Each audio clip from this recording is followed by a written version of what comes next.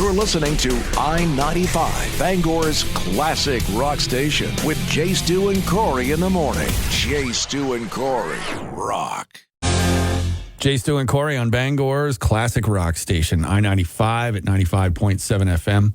I don't know what the temperature is right now, but my computer literally just says record low.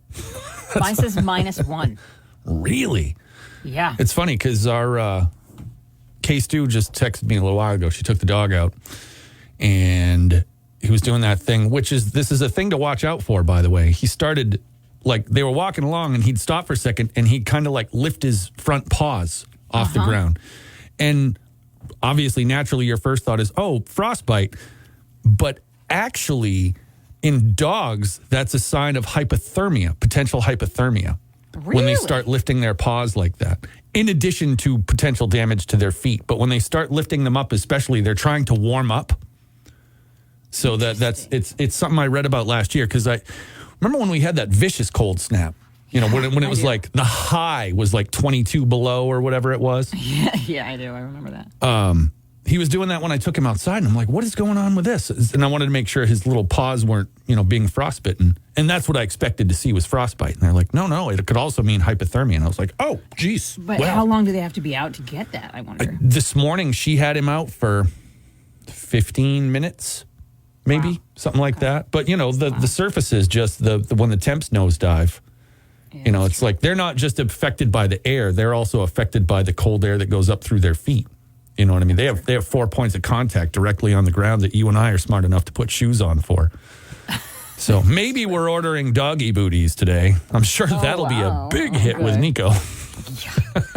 Yeah. My dog is just taken to, he'll go to the front steps. I'll let him out the front door. He'll go to the side of the steps, not even down the steps anymore. He's just like, I'm peeing here. He'll pee on the side of the steps and Beautiful. come back in. That's what I do. That's exactly. Just saw a picture Tracy put up of the Tideway crew this morning. They're all decked out in their Santa sweaters and their Santa hats. So they're looking festive and warm. So good for you guys for putting on some extra layers this morning. And you look jolly indeed. Layers is the thing today, unless you're a dog, and then you can't. In which case, just love your animals and get them in and out as quickly as possible. I even put on the fleece pants. You have any business outside today? You put on pants? No, not just pants. I put on fleece line pants today. So it's like I'm wearing pajamas. I'm wearing paginas. Well, actually, they're not jeans. They're like cargo pants, but they're fleecy lined on the inside. So it feels like I'm wearing pajamas, even though I'm wearing real pants. It's the best of both worlds. I feel like a champ. And, you feel like a champ. I look normal. I wore fleece-lined pants. I feel like a champ today. Yeah, pretty much. Did you go, by the way, to the Christmas party? No. Okay. So you and I both skipped out on that? Good to know. No. I had family stuff going on, so I skipped that this year. No big deal. Very good. I'm sure it was wonderful. I'm sure there was a Yankee swap, and they ate and drank and left. That's my prediction of the work Christmas party last night. All right. Hey, we got a morning music matchup. It's a Friday three-way. April Wine's Roller, Styx's Mr. Roboto, and Judas Priest with Breaking the Law. So if you want to vote for any or all of those, Tideway crew, you can give us a call. You know the number, 991-9713. Like I said, if you're out there today working, I know we have the folks from the concrete place, I think it's MCS Concrete or MSC Concrete. Sorry for screwing that up. MSC Concrete. They are usually out in these elements, and boy, I hope they're warm and toasty today. I hope they're wearing fleece-lined pants. It's been my experience that those people who work outdoors know how to dress for it. So, while it's good to be concerned for their safety, I bet you they got it covered. The mom and me is always going to worry. Yeah. The mom and you can just calm right down. How about that? Aerosmith now on I-95. I-95, Jay Stu and Corey on Bangor's classic rock station. Here on Frigid Friday. Yeah, hey, well, we heard Fridge from our Day. buddy Let's just call it that. Dennis, who was in Corinth doing the solar panel thing, and he said it went from -1 to 3 in the last, 10 minutes. So hey. At least it's warming. I'm still at -1 here. I love it when you can refer to -1 to 3 as warming. I mean, theoretically, This is true. Technically, this is true. In reality, it's bull crap. It's like when you're standing outside, I don't care how warm you're dressed. I mean, well, if you're dressed for the weather, like we were talking about, then it's not a big deal. However, just the same, I don't think to the human perception, there's a whole lot of difference between -1 and 3 when you're standing in it. Nope, I don't think so. I think it's one of those days when you go outside, your face is going to hurt. So just get ready for it. Yeah. Cover your face. The eyeballs will probably hurt too. I got to figure the worst part of working outside is the bathroom situation on days like that. I mean, even if there's like a porta potty and stuff, it's still going to be, 2 below in the porta potty. They don't have heaters in those things. That work? Yeah, and then does it? I mean, here's me not having outside appendages, but when you pee in this kind of weather, does it just freeze on the way out? It's just like no, on account of it being at least 98.6 degrees on the way out. Well, you know how they throw the boiling water up and it becomes something else. Well, that's because it's boiling water. If you had, if your pee was boiling, you'd be headed to the hospital, not the porta potty. I'm just saying. All right. I've outed myself as not a science person either. So no math and no science for Corey. Good. Yeah. I give good hugs. There you go. I give good hugs. So. We each have our purpose in this life. To be a scientist is not mine. No. There are many things I would accuse you of at any given moment. Being a scientist is not one of them. Not at all. Hey, I don't have the outside stuff, and I've never peed standing up in the cold. So I was curious. Thank you for putting that to rest. Well, you know what you need then, just so you can experience this one. I can't even believe we're talking about this right now. Things. I can't even imagine. I'm lucky. It's just there we go. That thing, you know what's going to happen for me? I'm still going to find a way to pee on my feet, or somehow it's not going to work. The whole time you'd be singing "I'm a Little Teapot." Nope.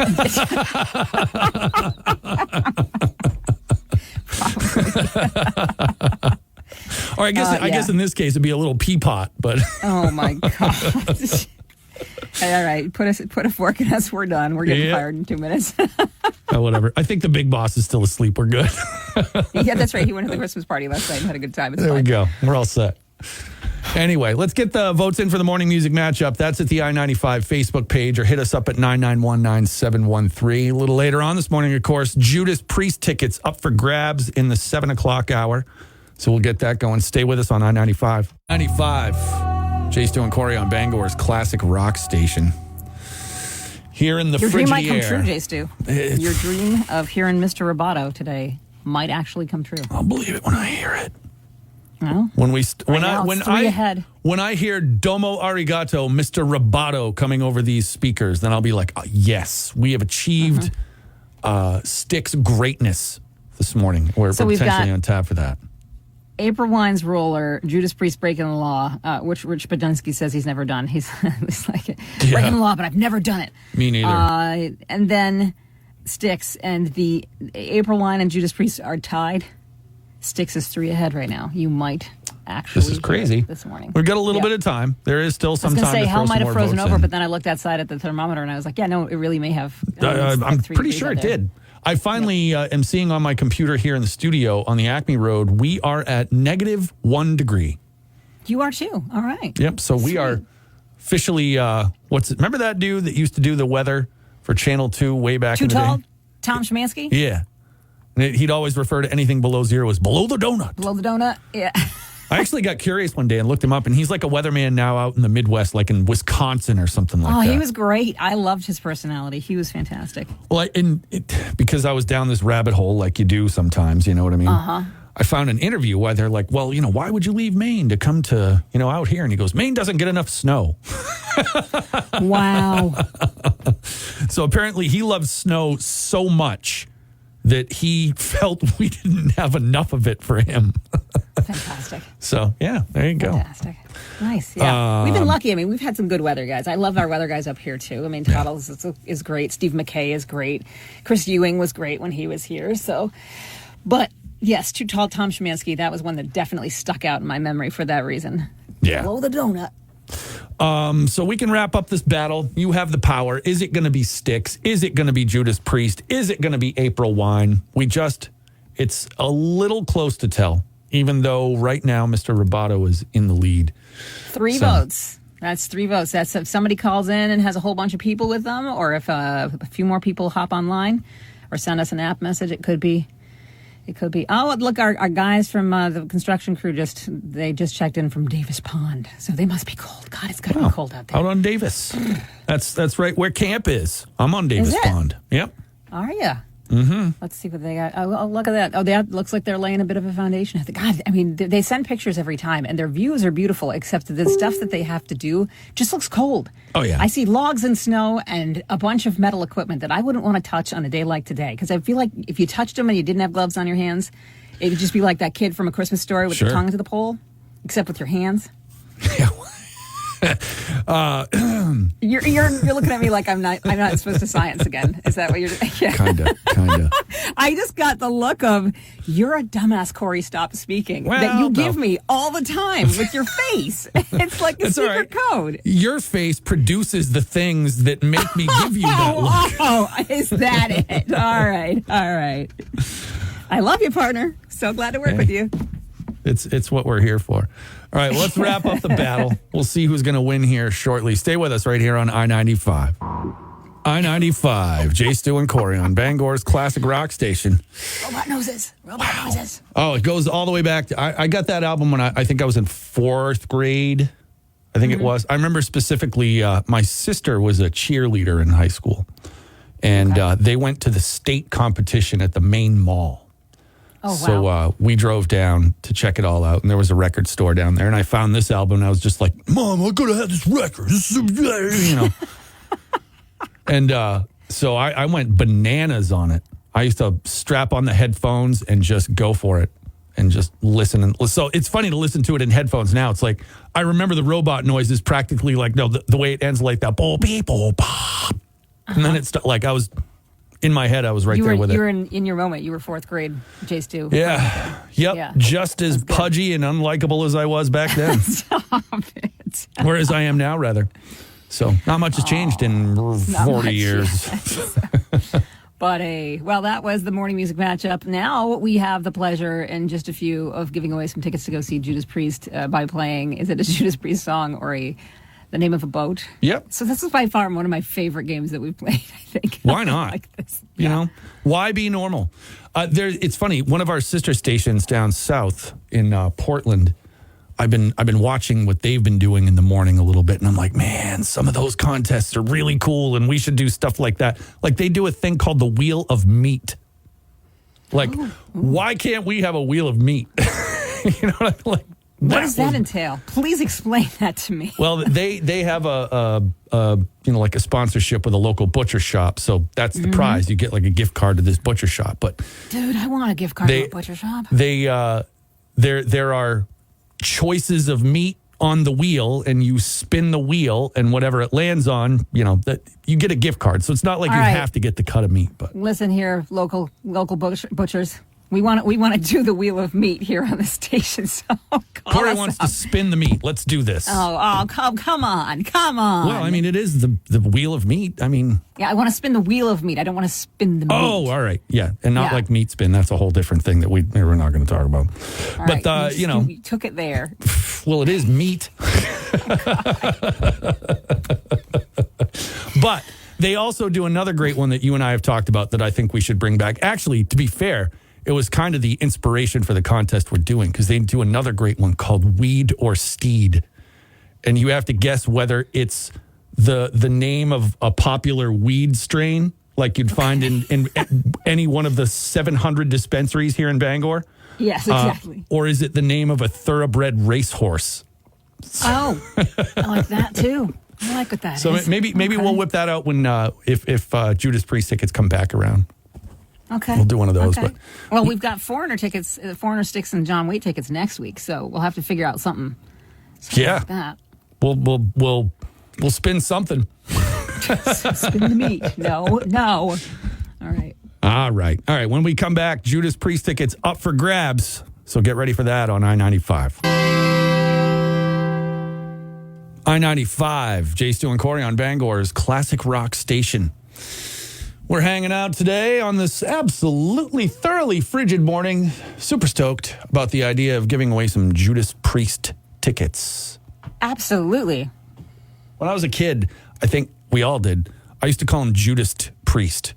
Because I thought Judas had a T on the end for some reason. I don't know why, but, or it was a verb, like Judas priest. Okay, all right. Anyway. Do you have a an offering for us today? Yeah. We're good to go. So some lucky person that we're going to talk to here in just a minute has to tell us whether it's the name of a Judas Priest song or the name of a boat. You get that question right, then you win some tickets. It's that simple. Yeah. They're coming to Bangor, Cross Insurance Center, April 24th. So you could win your way in if you have knowledge of Judas Priest Library. Yeah, that's, you got to know what you know, and we'll find out who knows what they know in just a couple minutes. So 991-9713, let's do it.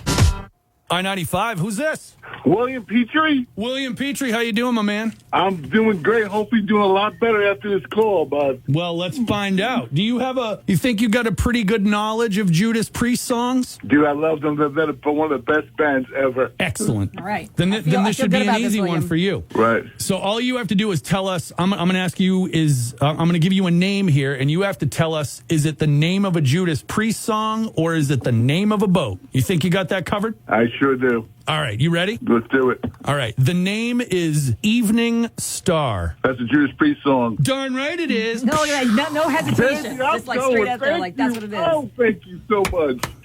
Oh, thank you so much. I really appreciate it. Thank you so much. Oh. Merry Christmas to me. Happy to Merry hook you up. Christmas to me. Thank you. I love that. Happy Merry Christmas to me. That was William's awesome. So congrats to him. He gets to go see Judas Priest next spring. On a morning like today, having something like that to look forward to, a big, sweaty, hot rock show, I think that'll warm him right up a little bit. Agreed. As opposed to thinking about, like we've been talking about, going outside to work today. Hey, 26 weeks and it'll be summer.